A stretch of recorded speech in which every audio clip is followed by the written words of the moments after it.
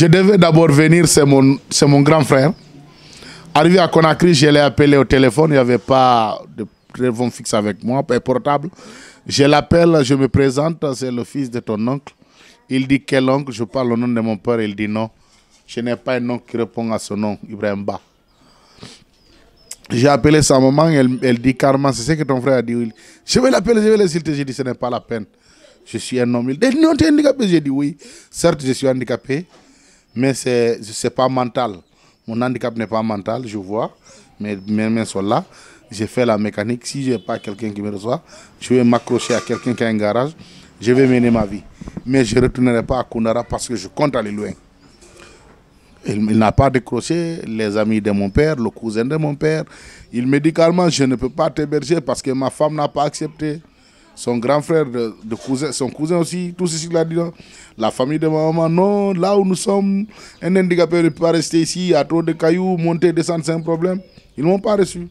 Je réponds au nom de Mamadou Moussaba, professeur de philosophie et de criminologie à l'université de Sonfonia, en même temps coordinateur national des personnes handicapées de la République de Guinée. Oui, bon, je vais vous dire un peu sur moi. Je suis né à Koundara.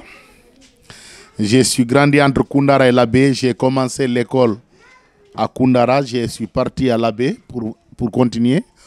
Malheureusement pour moi, lorsque je devais faire la 3e année, j'ai eu la malchance de tomber malade. Je suis devenu handicapé moteur. Il a fallu 7 ans pour que je reprenne encore les cours. Lorsque je reprenais la 3e année, mes amis faisaient la 11e, d'autres faisaient la 12e. J'ai étudié à Koundara. Mon père est décédé à Labé.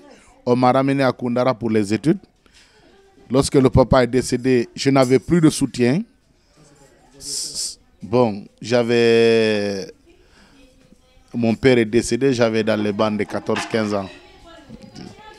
Bon, j'en avais plus de soutien.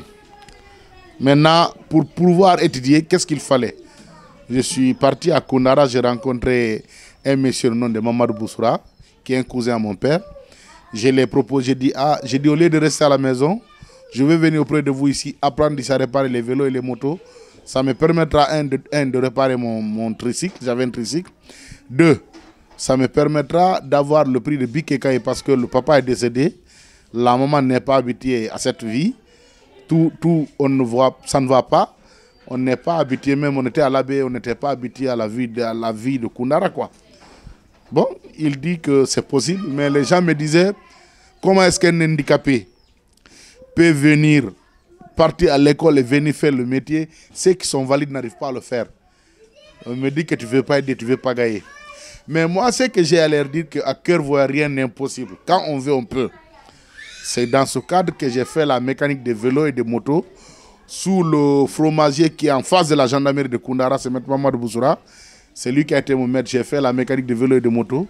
C'est dans ça que je pouvais payer mes cahiers, bic et tout ce qui suit jusqu'à l'université. C'est comme ça que c'est cette souffrance que j'ai supportée de Koundara jusqu'ici. Lorsque je faisais la 7e, j'ai été interviewé lorsque un journaliste m'a trouvé à l'atelier. J'ai réparé une moto. Il m'a dit, tu es handicapé? J'ai dit oui. Il dit, déplace-toi. Je me suis déplacé. Il dit, mais c'est sérieux, un handicapé qui fait la mécanique. Le monsieur vit encore, il s'appelle Youssouf Loupeta. Il est à Koundara. Il a pris son dictaphone, il est venu, il m'a interviewé. J'ai expliqué mon aventure jusque là-bas. Et cela existe encore. Bon, c'est ce que j'ai pu faire à Koundara. Je suis venu à Conakry, la souffrance, j'ai été rejeté par la famille maternelle, paternelle. J'ai été baisé par un diakanké. Après beaucoup de souffrance. Après avoir obtenu le bac. Ah oui. Non, je suis venu à Conakry, ils ont fermé, j'ai fait des sciences maths à Koundara. Il y a eu un problème là où on a corrigé, je m'excuse du terme, là un enseignant a fait une erreur. L'enseignant a fait une erreur, il a écrit valfmètre en physique. J'ai dit il n'y a pas valfmètre en physique, mais plutôt voltmètre. Mais vous savez, on ne pouvait pas avant répondre aux enseignants, c'est sous forme d'impolitesse. Il m'a qualifié d'impoli. On a appelé quelques professeurs qui étaient là. Ils m'ont donné raison. Il m'a dit carrément que parce que tu m'as humilié, tu n'auras pas ta moyenne. J'ai dit, quiconque blague avec ma vie, avec mon handicap, je me lève à Koundara, sous ce soleil de 45 degrés sous l'ombre. Je vais à l'école. Parfois même j'ai mes pneus qui crèvent dans la rue. Parfois je peux taper plus de 5 heures sous ce soleil. Parfois je tombe malade pour faire mes études. Et que quelqu'un me dise qu'il va me faire échouer, j'ai dit certainement il va me tuer. Mais je ne vais pas échouer parce que je me bats pour ne pas échouer. Bon, à l'issue de cela, ils nous ont dit carrément que de fait que moi et mon groupe, on faisait les sciences maths, ils ont fermé terminal sciences maths. Ils disent qu'il n'y a plus de terminal sciences maths à Koundara. Ouais, on nous a sachés. Ma maman a dit, bon, Moussa est handicapé, il ne va pas aller. Je préfère qu'il change d'option, qu'il fasse sciences expérimentales ou sciences sociales. On dit non, ils disent à maman non. Même s'il change, il ne va pas étudier ici. C'est un meneur. Il est en train de nous fatiguer. S'il n'y a pas d'enseignant, il déclare. Il fait ça, il n'a qu'à aller. Et pourtant, on a passé des moments très difficiles à Koundara, de la 11e en 12e. On n'avait pas de prof de physique et de maths. C'est nous qui payons les étudiants qui quittaient Farana, parce qu'en ce temps, Farana est quitté pendant la saison 16. Ils venaient, on prenait de l'argent, on les payait pour qu'ils nous enseignent. Ceux qui ont connu cela, il y a d'autres qui sont là. Il y a d'autres parmi nous qui sont docteurs, qui ont leur doctorat. Il y a d'autres qui ont le master, il y a d'autres qui sont un peu partout. C'est comme ça qu'ils nous ont dit. Mais on nous a fermé les sciences maths, on a quitté. C'est comme ça que je me suis retrouvé à Conakry. C'est ici que j'ai eu le bac. Mais ça aussi, ça m'a coûté de la quinine. Mais Dieu faisant, j'ai eu le bac. Voilà. Je devais d'abord venir, c'est mon grand frère. Arrivé à Conakry, je l'ai appelé au téléphone. Il n'y avait pas de téléphone fixe avec moi, pas portable. Je l'appelle, je me présente, c'est le fils de ton oncle. Il dit quel oncle? Je parle au nom de mon père. Il dit non. Je n'ai pas un oncle qui répond à ce nom, Ibrahim Ba. J'ai appelé sa maman, elle dit carrément, c'est ce que ton frère a dit. Je vais l'appeler, je vais l'insulter. J'ai dit, ce n'est pas la peine. Je suis un homme. Il dit, non, tu es handicapé. J'ai dit, oui.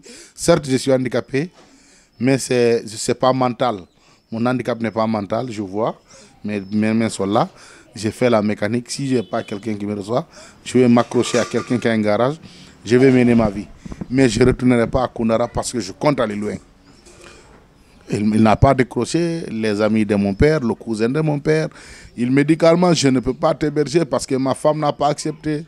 Son grand frère, son cousin aussi, tout ceci l'a dit. La famille de ma maman, non, là où nous sommes, un handicapé ne peut pas rester ici, il y a trop de cailloux, monter, descendre, c'est un problème. Ils ne m'ont pas reçu.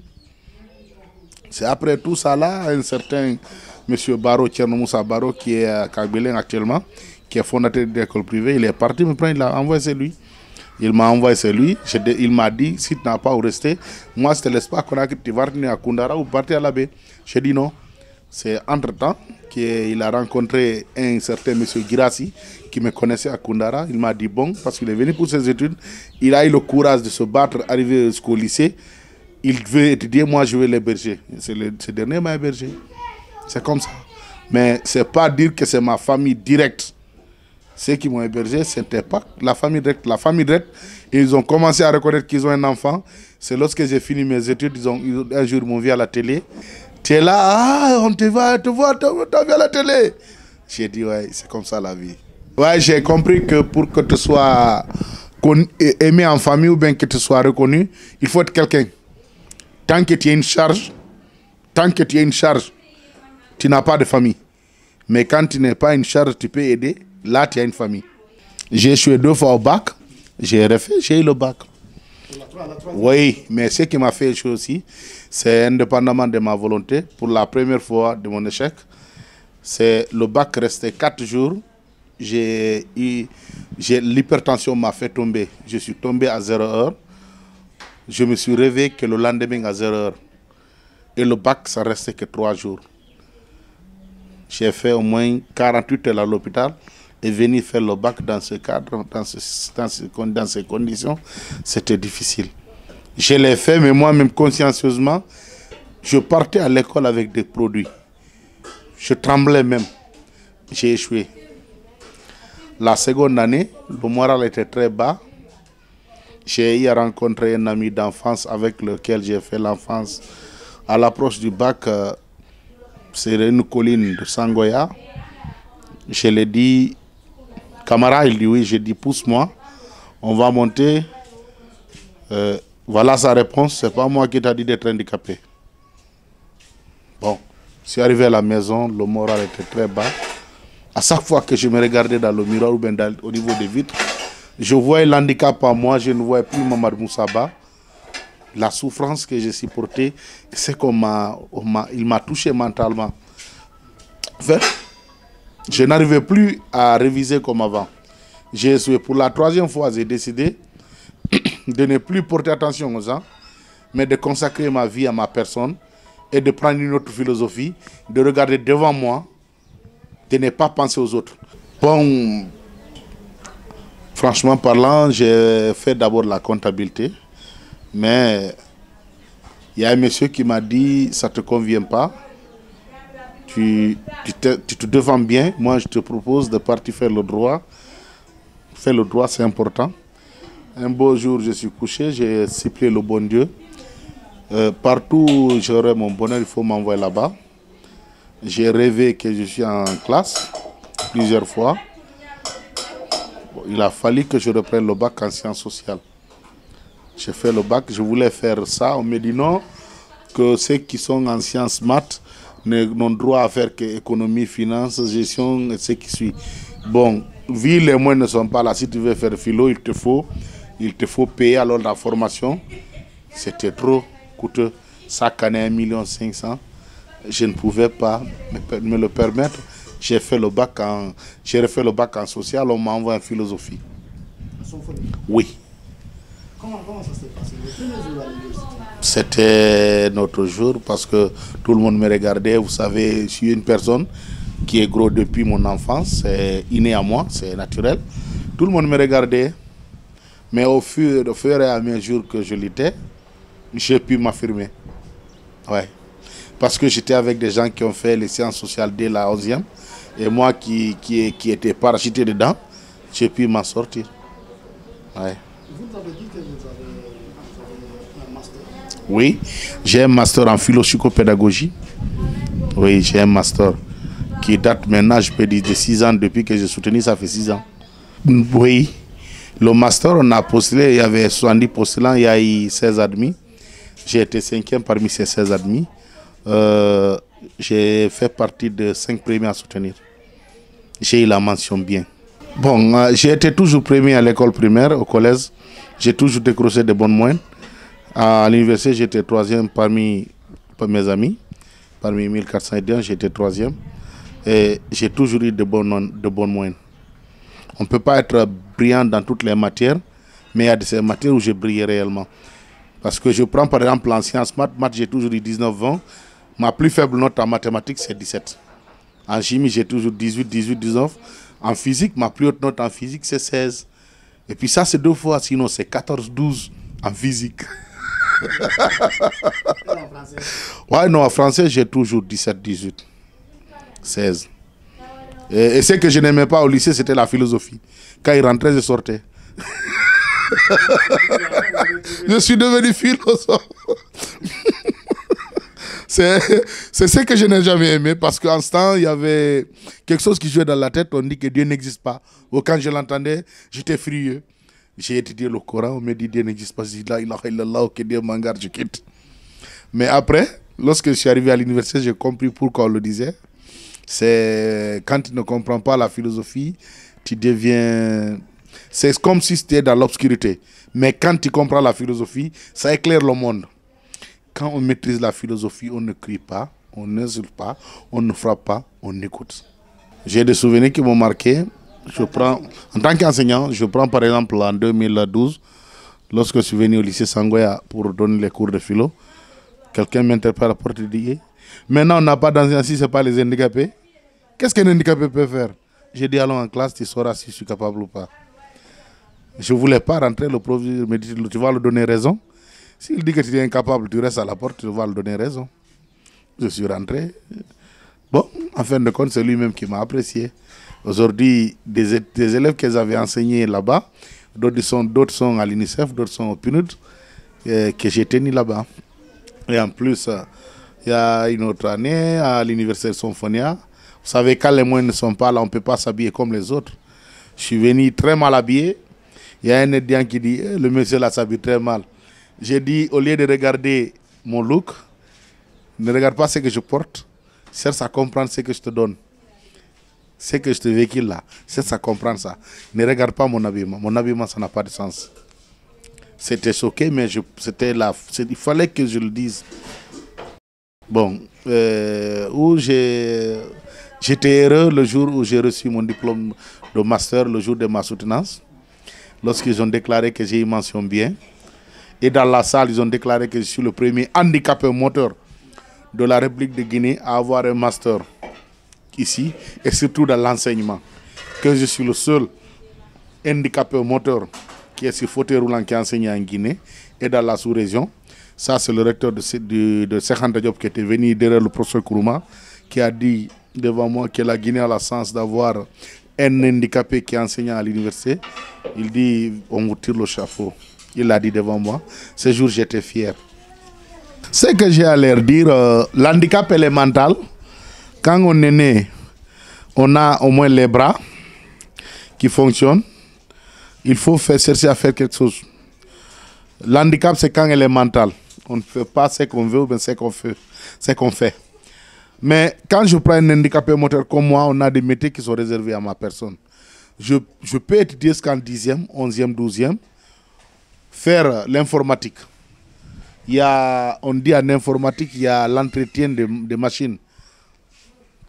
Quand tu maîtrises cela, tu vas avoir ta vie. Il y a ceux qui peuvent réparer les téléphones. C'est les mains. Ils peuvent le faire. Il y a ceux qui peuvent réparer les télévisions. Le monde est moderne. Ils pourront le faire. Il y a les cordonniers. Ce n'est pas des métiers qui sont lourds. Il faut porter une charge. Ça, c'est pour les handicapés qui veulent faire quelque chose. Il y a les non-voyants qui sont là. Il y a des métiers même pour les non-voyants. Hein? Il y a des métiers pour tout type d'handicap. Moi, je demande à ces amis handicapés qui sont dans la rue qu'ils aillent dans les centres, tels que le centre Souleymane Babasso à la Cité Solidarité, apprendre les métiers. C'est important. Il y a des handicapés qui font les bambous rotins. Les 16 que vous voyez là, au bord de route, là, ils le font. Bon, il y a des handicapés parmi nous qui sont mécaniciens de véhicules, de motos, d'autres sont de quoi faire. Par exemple, moi qui vous parle, mon tailleur, c'est un handicapé. Il s'appelle Maître Ousmane. Il est handicapé comme moi. Tous mes habits que je porte, c'est lui qui les coud. On me dit, tu es bien habillé, j'ai dit, oui, c'est un handicapé qui les a cousus. Ouais. C'est ça. Il ne faut pas se laisser à la merci des gens. Ça, c'est important. Et les personnes valides qui ne veulent pas faire le sérieux, je les interpelle à changer de système, à chercher un métier. Quand on veut, on ne peut rien être encore. C'est mieux.